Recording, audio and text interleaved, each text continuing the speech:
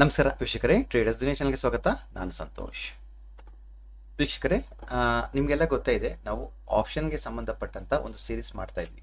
So ಈ ಒಂದು ಸೀರೀಸಲ್ಲಿ ನಿಮಗೆ ಆಪ್ಷನ್ಗೆ ಬೇಸಿಕ್ಸಿಂದ ಹಿಡಿದು ನಿಮಗೆ ಅಡ್ವಾನ್ಸ್ ಲೆವೆಲ್ವರೆಗೂ ಪ್ರತಿಯೊಂದನ್ನು ಸಹಿತ ನಾನು ಈ ಒಂದು ವಿಡಿಯೋದಲ್ಲಿ ಕವರ್ ಮಾಡ್ತೀನಿ, ಅಂದರೆ ಈ ಸೀರೀಸಲ್ಲಿ ಕವರ್ ಮಾಡ್ತೀನಿ. ಸೊ ಈ ಸೀರೀಸ್ನ ಮುಂದಿನ ಭಾಗವಾಗಿ ಇವತ್ತು ನಾನು ನಿಮಗೆ ಆಪ್ಷನ್ಸಲ್ಲಿ ಉಪಯೋಗಿಸುವಂತಹ ಎಕ್ಸ್ಪೈರಿ ಡೇ ಅಂತ ಒಂದು ಕಾನ್ಸೆಪ್ಟ್ ಬರುತ್ತೆ. ಓಕೆ, ಎಕ್ಸ್ಪೈರಿ ಡೇ ಅಂತ ಒಂದು ಕಾನ್ಸೆಪ್ಟ್ ಇರುತ್ತೆ, ಇದ್ರ ಬಗ್ಗೆ ಮಾಹಿತಿ ಕೊಡ್ತೇನೆ. ಓಕೆನಾ? ಸೊ ವಿಡಿಯೋನ ಸಂಪೂರ್ಣ ನೋಡಿ. ಸೊ ಏನಿದೆ ಎಕ್ಸ್ಪೈರಿ ಡೇ? ನೋಡಿ, ಆಪ್ಷನ್ಸಲ್ಲಿ ಏನಾಗುತ್ತೆ, ಆಪ್ಷನ್ಸಲ್ಲಿ ಇಬ್ಬರು ಇರ್ತಾರೆ. ಯಾರಿರ್ತಾರೆ ಅಂದರೆ, ಒಬ್ಬ ಬೈಯರ್ಸ್ ಇರ್ತಾನೆ. ಓಕೆ, ಒಬ್ಬ ಬೈಯರ್ಸ್ ಇರ್ತಾರೆ, ಇನ್ನೊಬ್ರು ಸೆಲ್ಲರ್ಸ್ ಇರ್ತಾರೆ. ಓಕೆ, ಇವರಿಬ್ಬರು ಮಧ್ಯೆ ಏನಾಗುತ್ತೆ, ಒಂದು ಕಾಂಟ್ರಾಕ್ಟ್ ನಡೆಯುತ್ತೆ. ಅಂದರೆ ಹೆಂಗೆ? ಉದಾಹರಣೆಗೆ ನಾನೇನು ಮಾಡ್ತೀನಪ್ಪ ಅಂದರೆ, ಈಗ ಮಾರ್ಕೆಟ್ ಒಂದು 23,180 ರೂಪಾಯಿ ಇದೆ ಅಂತ ಅಂದ್ಕೊಳ್ಳಿ. ಓಕೆ, ಸೊ ಒಂದು ಎಕ್ಸಾಂಪಲಿ ಕಾಲ್ ಆಪ್ಷನ್ ಅಂತ ತಗೊಳ್ಳಿ. ಸೊ ಕಾಲ್ ಆಪ್ಷನ್. ಓಕೆ, ನಾನೇನು ಮಾಡ್ತೀನಿ, ಮಾರ್ಕೆಟ್ ಈ ಒಂದು ಎಕ್ಸ್ಪೈರಿಯಲ್ಲಿ, ಅದೇ ಈ ಎಕ್ಸ್ಪೈರಿ ಮೀನ್ಸ್ ನಿಫ್ಟಿಯಲ್ಲಿ ನಿಮಗೆ ವೀಕ್ಲಿ ಎಕ್ಸ್ಪೈರಿ ಇರುತ್ತೆ ಮತ್ತು ಮಂತ್ಲಿ ಎಕ್ಸ್ಪೈರಿ ಇರುತ್ತೆ. ಅದೇ ರೀತಿ ಬ್ಯಾಂಕ್ ನಿಫ್ಟಿಯಲ್ಲಿ ಮತ್ತು ನಿಮಗೆ ಮಂತ್ಲಿ ಎಕ್ಸ್ಪೈರಿ ಇದೆ ಅಲ್ವಾ. ಸೆನ್ಸೆಕ್ಸಲ್ಲಿ ವೀಕ್ಲಿನೂ ಇದೆ ಮತ್ತು ಮಂತ್ಲಿನೂ ಇದೆ. ಓಕೆ, ಸೊ ಎಕ್ಸಾಂಪಲಿಗೆ ಈಗ ಆ್ಯಂಡ್ ಸ್ಟಾಕ್ಸಲ್ಲಿ ಮಂತ್ಲಿ ಎಕ್ಸ್ಪೈರಿ ಮಾತ್ರ ಇರುತ್ತೆ, ವೀಕ್ಲಿ ಎಕ್ಸ್ಪೈರಿ ಇರಲ್ಲ. ಆಯಿತಾ? ಸೊ ಏನು ಮಾಡೋಣ, ಎಕ್ಸಾಂಪಲ್ ಇಲ್ಲಿಂದ ಮಾರ್ಕೆಟ್ ನೋಡಿ, ಪ್ರತಿಯೊಬ್ಬರಿಗೂ ಅವರದೇ ಆದ ಏನಿರುತ್ತೆ, ಒಂದು ಅನಲೈಸಸ್ ಇರುತ್ತೆ. ಕೆಲವರು ಏನು ಥಿಂಕ್ ಮಾಡಿರ್ತಾರೆ, ಮಾರ್ಕೆಟ್ ಇಲ್ಲಿಂದ ಅಪ್ ಸೈಡ್ ಹೋಗುತ್ತೆ ಅಂತ ಥಿಂಕ್ ಮಾಡ್ತಾರೆ. ಅದೇ ರೀತಿ ಕೆಲವರು ಮಾರ್ಕೆಟ್ ಇಲ್ಲಿಂದ ಡೌನ್ ಸೈಡ್ ಆಗುತ್ತೆ ಥಿಂಕ್ ಮಾಡ್ತಾರೆ. ಸೊ ಅವರವರ ಅನಲೈಸಿಸ್ ತಕ್ಕಂಗೆ ಇರುತ್ತೆ. ಓಕೆ, ಸೊ ನಾವೊಂದು ಎಕ್ಸಾಂಪಲಿಗೋಸ್ಕರ ಮಾರ್ಕೆಟ್ ಏನು ಮಾಡೋಣ, ಇಲ್ಲಿಂದ ಮೇಲ್ ಹೋಗುತ್ತೆ ಅಂತ ಒಂದು ಅನಲೈಸ್ ಮಾಡ್ಕೊಳ್ಳೋಣ. ಓಕೆ, ಸೊ ಅವಾಗ ನಾನು ಏನು ಮಾಡ್ತೀನಿ, ಸಾಮಾನ್ಯವಾಗಿ ಒಂದು ಕಾಲ್ ಆಪ್ಷನ್ನ ಬೈ ಮಾಡ್ತೀನಿ ಅಲ್ವಾ. ಕಾಲ್ ಆಪ್ಷನ್ನ ಬೈ ಮಾಡ್ತೀನಿ. ಸೊ ಏನಂತ ಕಾಲ್ ಆಪ್ಷನ್ ಬೈ ಮಾಡ್ತೀನಿ ನಾನು ಅಂದರೆ, ನೋಡಪ್ಪ, ಈ ಒಂದು ಕಾಲ್ ಆಪ್ಷನ್ ಉದಾಹರಣೆಗೆ 23,200 ಕಾಲ್ ಆಪ್ಷನ್. ಓಕೆ, ಈ ಎಕ್ಸ್ಪೈರಿ ಒಳಗೆ, ಈ ಎಕ್ಸ್ಪೈರಿ ಅಂದರೆ ಎಕ್ಸ್ಪೈರಿ ಇರುತ್ತಲ್ಲ, ಯಾವತ್ತಿರುತ್ತೆ? ಉದಾಹರಣೆಗೆ ನಾನು ವಿಡಿಯೋ ಮಾಡ್ತಿರೋದು 2/4/2025. ಇದಕ್ಕೆ ಎಕ್ಸ್ಪೈರಿ ಯಾವಾಗಿದೆ ಅಂದರೆ,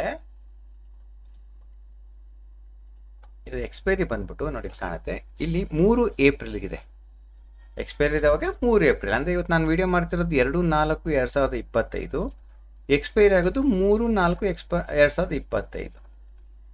ಸೊ ಇದೊಂದು ಎಕ್ಸ್ಪೈರಿ ಡೇಟ್ ಅಂದರೆ ಈ ಒಂದು ಕಾಂಟ್ರಾಕ್ಟ್ ಏನಿರುತ್ತೆ ಅದು ಆಕ್ಟಿವೇಟ್ ಇರುತ್ತೆ ಎಲ್ಲಿವರೆಗೂ, ಆ ಎಕ್ಸ್ಪೈರಿ ಡೇಟ್ವರೆಗೂ. ಆ ಎಕ್ಸ್ಪೈರಿ ಡೇಟ್ ಮುಗಿದ್ಮೇಲೆ ಅದಕ್ಕೆ ಯಾವುದೇ ರೀತಿಯ ವ್ಯಾಲ್ಯೂ ಇರಲ್ಲ. ಓಕೆನಾ? ಕ್ಲಿಯರ್ ಆಯ್ತಾ? ಸೊ ಇದು ಅಗ್ರಿಮೆಂಟ್ ಮಾಡ್ಕೊತೀವಿ. ಹೆಂಗೆ? ಈಗ ಒಂಥರ ಹೆಂಗೆ ಗೊತ್ತೇನ್ರಿ, ನಾನು ಕಾಲ್ ಬೈ ಮಾಡ್ತೀನಿ, ಇನ್ನೊಬ್ರು ಕಾಲ್ ಸೇಲ್ ಮಾಡ್ತಾರೆ, ಕರೆಕ್ಟಾ? ಇದಾದ್ರೆ ಒಂದು ಟ್ರಾನ್ಸಾಕ್ಷನ್ ಆಗುತ್ತೆ. ಇವರಿಬ್ಬರಿಗೂ ಏನು ಮಾಡ್ತಾರೆ, ಇಷ್ಟು ದಿನದ ಒಳಗೆ ಅಂತ ಇರುತ್ತೆ. ಎಕ್ಸ್ಪೈರಿ ಡೇಟ್ ಅಂದರೆ ಇಷ್ಟು ದಿನದ ಒಳಗೆ. ಈಗೇನು ಮಾಡ್ತಾರೆ, 23,200 ಇದೆ ಅಂದರೆ, ಸೊ ಇವನು ಏನು ಮಾಡ್ತಾನೆ, ಓಕೆ ಇಲ್ಲಿಂದ 23,300 ರೂಪಾಯಿ ಮಾರ್ಕೆಟ್ ಹೋಗೋ ಚಾನ್ಸಸ್ ಇದೆ ಅಂತ ಹೇಳಿ, ಅದು ಎಲ್ಲಿವರೆಗೂ 3/4/2025 ಒಳಗಡೆ ಹೋಗುತ್ತೆ ಅಂತ ಹೇಳಿ ಏನು ಮಾಡ್ತಾರೆ, ಕೆಲವೊಬ್ರು ಆಪ್ಷನ್ನ ಬೈ ಮಾಡಿರ್ತಾರೆ, ಕಾಲ್ ಆಪ್ಷನ್ನ ಬೈ ಮಾಡಿರ್ತಾರೆ. ಅದೇ ರೀತಿ ಏನು ಮಾಡ್ತಾರೆ, ಇದು ಇಲ್ಲಿವರೆಗೂ ಹೋಗಲ್ಲ ಅಂತ ಏನು ಮಾಡ್ತಾರೆ, ಕಾಲ್ ಆಪ್ಷನ್ನ ಸೆಲ್ ಮಾಡಿರ್ತಾರೆ. ಕರೆಕ್ಟ್? ಸೊ ಇದನ್ನು ನಾವೇನಂತೀವಿ, ಎಕ್ಸ್ಪೈರಿ ಡೇ ಅಂದರೆ ಈ ಕಾಂಟ್ರಾಕ್ಟ್ ಎಲ್ಲಿವರೆಗೂ ಆ್ಯಕ್ಟಿವ್ ಇರುತ್ತೆ. ಓಕೆ, ಆ ಆ್ಯಕ್ಟಿವ್ ಆದ ನಂತರ, ಆ ಡೇ ಆದಮೇಲೆ ಅದಕ್ಕೆ ಯಾವುದೇ ರೀತಿಯಂಥ ವ್ಯಾಲ್ಯೂ ಇರೋದಿಲ್ಲ. ಕ್ಲಿಯರ್ ಆಯ್ತಲ್ಲ? ಎಕ್ಸ್ಪೈರಿ ಡೇ ಅಂದರೆ ಹಿಂಗೆ ನೋಡಿ, ಈಗ ನೀವೊಂದು ಮಾತ್ರೆ ತೊಗೊಳ್ತೀರಲ್ರಿ, ಮಾತ್ರೆ ಇರ್ಬೋದು ಅಥವಾ ಏನೋ ಫುಡ್ ಇರ್ಬೋದು. ಸೊ ಅದಕ್ಕೆ ಏನಿರುತ್ತೆ ಹೇಳ್ತಾರೆ ನೋಡೋಣ, ಅದಕ್ಕೆ ಮ್ಯಾನುಫ್ಯಾಕ್ಚರಿಂಗ್ ಡೇಟ್ ಇರುತ್ತೆ, ಕರೆಕ್ಟಾ? ಅದೇ ರೀತಿ ಒಂದು ಎಕ್ಸ್ಪೈರಿ ಡೇಟ್ ಇರುತ್ತೆ, ಕರೆಕ್ಟ್? ಸೊ ಏನು ಹೇಳ್ತಾರೆ, ಎಕ್ಸ್ಪೈರಿ ಡೇ ಒಳಗಡೆ ಇದನ್ನು ಕನ್ಸ್ಯೂಮ್ ಮಾಡಿ ಅಂತ ಹೇಳ್ತಾರೆ. ಅದೇ ರೀತಿ ನಮ್ಮ ಸ್ಟಾಕ್ ಮಾರ್ಕೆಟಲ್ಲೂ ಸಹಿತ ಇದಕ್ಕೆ ಮ್ಯಾನುಫ್ಯಾಕ್ಚರ್ ಡೇಟ್ ಅಂದರೆ ಆ ಒಂದು ಇದಿರುತ್ತಲ್ಲ, ಏನು, ಯಾವಾಗ ಸ್ಟಾಕ್ ಇದೆ ಆ್ಯಕ್ಟಿವ್ ಆಗುತ್ತೆ ಆ ಒಂದು ಸ್ಟ್ರೈಕ್ ಪ್ರೈಸ್, ಆವಾಗ ನಮಗೆ ಮ್ಯಾನುಫ್ಯಾಕ್ಚರ್ ಡೇಟ್ ಅಂತ ಅಂದ್ಕೊಳ್ಳಿ. ಅದಾದಮೇಲೆ ಎಕ್ಸ್ಪೈರಿ ಡೇ ಅಂತ ಬರುತ್ತೆ. ಎಕ್ಸ್ಪೈರಿ ಅಂದರೆ ಆ ದಿನದ ಒಳಗೆ ಅದೇನಾಗಬೇಕು, ಐದರ್ ನಾವು ತೊಗೊಂಡಿರೋ ಪ್ರೈಸಿಂದ ಮೇಲೆ ಹೋಗಬೇಕು ಅಥವಾ ಕೆಳಗಡೆ ಹೋಗಬೇಕು, ಡಿಪೆಂಡಿಂಗ್ ಆನ್ ಯುವರ್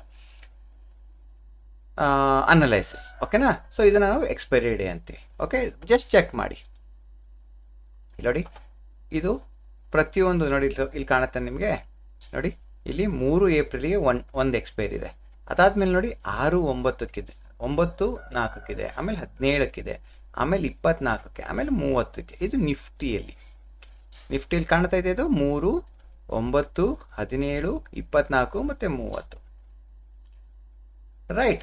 ಸೊ ನಿಫ್ಟಿಯಲ್ಲಿ ಸಾಮಾನ್ಯವಾಗಿ ಏನು ಮಾಡ್ತಾರೆ, ಪ್ರತಿ ಗುರುವಾರ ದಿವಸ ಏನಿರುತ್ತೆ, ಎಕ್ಸ್ಪೈರಿ ಇರುತ್ತೆ. ಓಕೆನಾ. ಒಂದು ವೇಳೆ ಗುರುವಾರ ಏನಾದರೂ ರಜಾ ಇತ್ತು ಅಂತ ಅನ್ಕೊಳ್ಳಿ. ರಜೆ ಇದ್ದಾಗ ಏನು ಮಾಡ್ತಾರೆ, ನಿಮಗೆ ಬುಧವಾರ ದಿವಸನೇ ಏನು ಮಾಡ್ತಾರೆ, ಎಕ್ಸ್ಪೈರಿ ಮಾಡ್ತಾರೆ. ನೆಕ್ಸ್ಟ್ ಡೇ ಹೋಗಲ್ಲ, ಹಿಂದಿನ ದಿವಸನೇ ಎಕ್ಸ್ಪೈರಿ ಮಾಡ್ತಾರೆ. ಪ್ರತಿಯೊಂದು ಎಕ್ಸ್ಪೈರಿ ಡೇಟ್ ಆಲ್ರೆಡಿ ಕೊಟ್ಟಿರ್ತಾರೆ. ಅದೇ ರೀತಿ ಇಲ್ಲಿ ನೋಡಿ, ಇದು ಯಾರಾಯಿತು, ನಿಫ್ಟಿದಾಯಿತು. ಫಿನ್ ನಿಫ್ಟಿ ನೋಡಿ, ಫಿನ್ ನಿಫ್ಟಿದಾದರೆ ನೋಡಿ, ಇಲ್ಲಿ ನಿಮ್ಗೆ ಎಷ್ಟು ತಿಂಗಳದ ಆ್ಯಕ್ಟಿವ್ ಇದೆ ನೋಡಿ, 24 ಏಪ್ರಿಲ್. ನಾನು ವಿಡಿಯೋ ಮಾಡ್ತಿರೋದು ಎಷ್ಟು, 2/4/2025. ಇದು ಎಕ್ಸ್ಪೈರಿ ನೋಡಿ 24 ಏಪ್ರಿಲ್, ನಂತರ 29 ಮೇ, ಮತ್ತು 26 ಜೂನ್. ಇವೆಲ್ಲ ಏನು ಅಂದರೆ ಮಂತ್ಲಿ ಎಕ್ಸ್ಪೈರಿಗಳು, ಇವೆಲ್ಲ ಮಂತ್ಲಿ ಎಕ್ಸ್ಪೈರಿ. ಅದೇ ರೀತಿ ನೋಡಿ ಸೆನ್ಸೆಕ್ಸ್ ನೋಡಿ, ಸೆನ್ಸೆಕ್ಸ್ ಎಷ್ಟಾಗಿದೆ ನೋಡಿ, ಇದು 8ನೇ ತಾರೀಕಿದೆ. ಓಕೆ. ಸೆನ್ಸೆಕ್ಸ್ ಸಾಮಾನ್ಯವಾಗಿ ಏನು ಮಾಡ್ತಾರೆ, ಮಂಗಳವಾರ ದಿವಸ ಏನು ಮಾಡ್ತಾರೆ, ಎಕ್ಸ್ಪೈರಿ ಮಾಡ್ತಾರೆ. ಸೊ ಇದೆಲ್ಲ ಕೆಲವೊಂದ್ಸಲ ಚೇಂಜಸ್ ಮಾಡ್ತಿರ್ತಾರೆ. ಆ ಚೇಂಜಸ್ ಮಾಡೋಕ್ಕೆ ಮುಂಚೆ ನಿಮಗೆ ಆ ಒಂದು ಏನು ಎಕ್ಸ್ಚೇಂಜ್ ನಿಮಗೆ ನೋಟಿಫಿಕೇಶನ್ ಬಂದಿರುತ್ತೆ. ಯಾಕೆ, ಡೋಂಟ್ ವರಿ ಅದ್ರ ಬಗ್ಗೆ. ನೋಡಿ 8, 15, 22, 29 ಇವೆಲ್ಲ ವೀಕ್ಲಿ ಎಕ್ಸ್ಪೈರಿಗಳು. ಓಕೆ, ಇವೆಲ್ಲ ವೀಕ್ಲಿ ಎಕ್ಸ್ಪೈರಿ. ಇನ್ನೊಂದು ತಗೊಳ್ಳೋಣ, ಬ್ಯಾಂಕ್ ನಿಫ್ಟಿ ತಗೊಳ್ಳಿ. ನೋಡಿ ಬ್ಯಾಂಕ್ ನಿಫ್ಟಿ ಸಹಿತ ನಿಮಗೆ ಇಲ್ಲಿ ನೋಡಿ 24 April, 29 May, 26 June, 25 September. Okay, ಇದೆಲ್ಲ ಮಂತ್ಲಿ ಎಕ್ಸ್ಪೈರಿ ಇರ್ತವೆ. ಇವೆಲ್ಲ ಮಂತ್ಲಿ ಎಕ್ಸ್ಪೈರಿ ಇರ್ತವೆ. ಸೇಮ್ ಯಾವ್ದಾರ ಒಂದು ಸ್ಟಾಕ್ಸಲ್ಲಿ ನೋಡೋಣ, ಯಾವ್ದಾರ ಒಂದು ಸ್ಟಾಕ್ ತೊಗೊಳ್ಳಿ. ಒಂದು ಇನ್ಫಿ, ನಾನು ಸಾಮಾನ್ಯವಾಗಿ ಇನ್ಫಿ ಎಕ್ಸಾಂಪಲ್ ತೊಗೊತಾ ಇರ್ತೀನಿ. ಇನ್ಫಿ ಮೀನ್ಸ್ ಇನ್ಫೋಸಿಸ್. ಓಕೆ, ಇನ್ಫಿ. ಸೊ ನೋಡಿ, ಸ್ಟಾಕ್ಸ್ ತಾದ್ರೆ ಏನಾಗುತ್ತೆ, ನಿಮಗೆ ಮಂತ್ಲಿ ಎಕ್ಸ್ಪೈರಿ ಇರುತ್ತೆ. ಇದು ವೀಕ್ಲಿ ಎಕ್ಸ್ಪೈರಿ ಇರಲ್ಲ, ಇದು ಮಂತ್ಲಿ ಎಕ್ಸ್ಪೈರಿ. ಓಕೆ, ಇನ್ನೊಂದ್ಸಲ ರಿಪೀಟ್ ಮಾಡ್ತೀನಿ. ಫೈನಲ್ ಎಕ್ಸ್ಪೈರಿ ಅಂದರೆ ನೀವೊಂದು ಸೆಟಲ್ಮೆಂಟ್, ಒಂದು ಕಾಂಟ್ರಾಕ್ಟ್ನ ಬೈ ಮಾಡಿರ್ತೀರಿ. ಒಂದು ಕಾಂಟ್ರಾಕ್ಟ್ನ ನೀವು ಬೈ ಮಾಡ್ತೀರಿ. ಆ ಬೈ ಮಾಡಿದ್ಮೇಲೆ ನೀವೇನಾಗುತ್ತೆ, ಅದಕ್ಕೆ ಒಂದು ಡೇಟ್ ಇರುತ್ತೆ, ಎಕ್ಸ್ಪೈರಿ ಡೇಟ್. ಅಂದರೆ ಇಷ್ಟು ದಿನದ ಒಳಗೆ ಅದನ್ನು ನೀವೇನು ಮಾಡಬೇಕು, ಇಷ್ಟು ದಿನದ ಒಳಗೆ ನೀವೇನು ಕಾಂಟ್ರಾಕ್ಟ್ ಬೈ ಮಾಡಿರ್ತೀರಿ ಅದನ್ನು ಸೆಲ್ ಮಾಡಬೇಕು.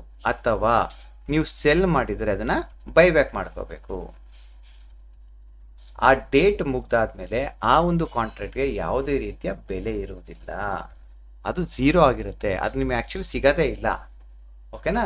ಸೊ ಹಾಗಾಗಿ ಎಕ್ಸ್ಪೈರಿ ಡೇ ಅನ್ನೋದು ಭಾಳ ಇಂಪಾರ್ಟೆಂಟ್. ಯಾಕೆಂದರೆ ಎಕ್ಸ್ಪೈರಿ ಡೇ ದಿವಸನೇ ಬಹಳಷ್ಟು ಸ್ಟ್ರಾಟಜಿಗಳು ಮಾಡ್ತಾರೆ.